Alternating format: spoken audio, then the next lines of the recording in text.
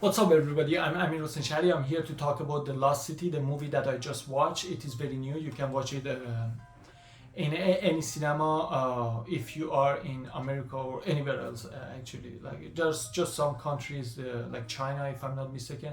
They first wait if it is selling enough, then they let you to watch it. But I think the movie is very normal. It looks like it's adventure movie, but mostly it is romantic movie. Sandra Bullock, Brad Pitt, and Daniel Radcliffe, they are in there. So they are the only they are, because of those superstars. Probably you're gonna go there watch it, but you don't see anything mysterious, anything like puzzle to solve it.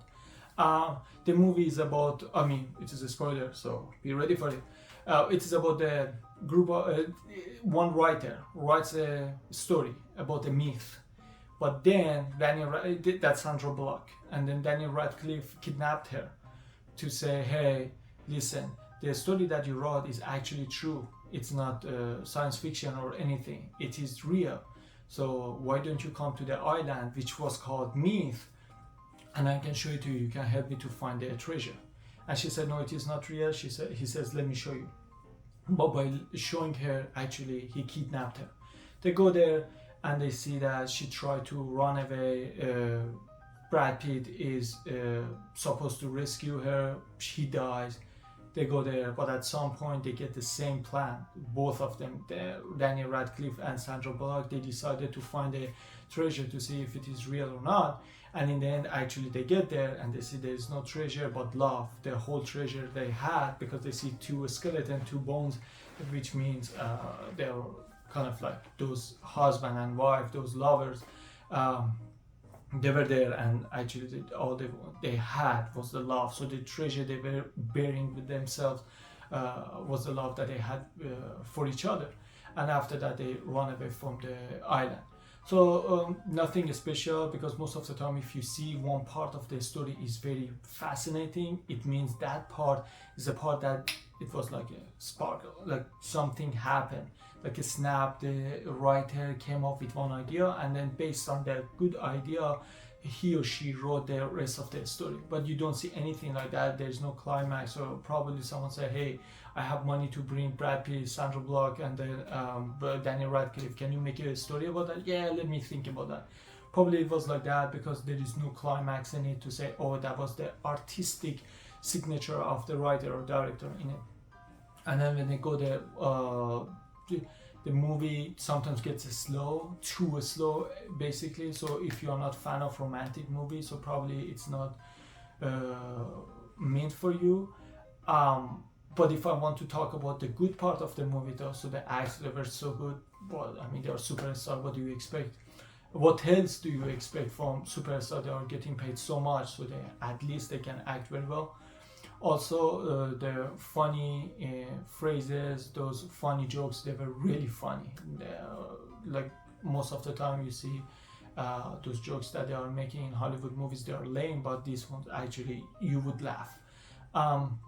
But the bad part of the movie was like the story wasn't consistent. Sometimes you lose the path.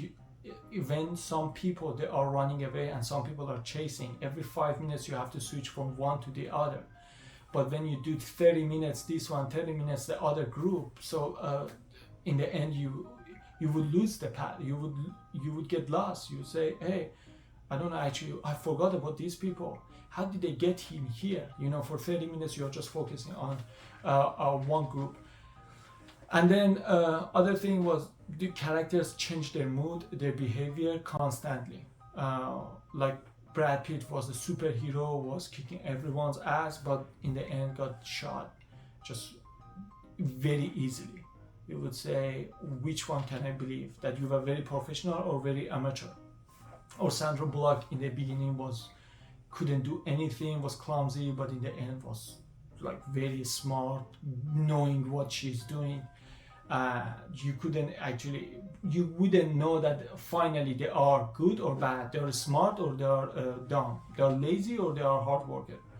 The other one was like the logic, like you go inside the cave and then you get off the boat on the water, and the cave is inside the rock like an island, right? And then it is slippery. You slip and you fall down, and like 500 feet, 1,000 feet, you fall down. Where was that? All this empty space, all this air.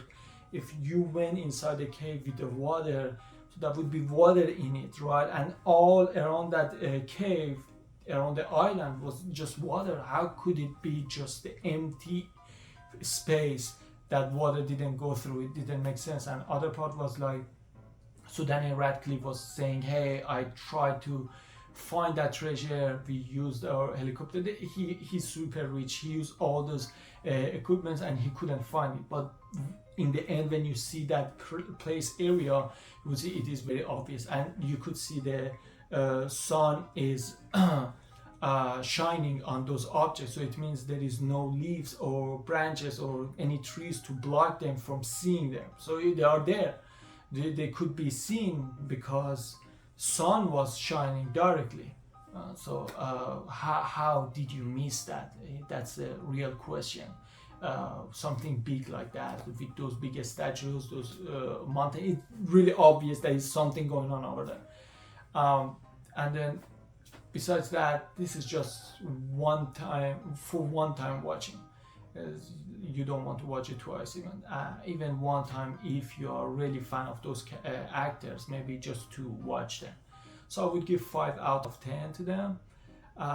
So I wish Hollywood would start to try to do something, go back to 80s, 90s, in beginning of new century, try to come up with better ideas rather than just making money and thinking about only business and business.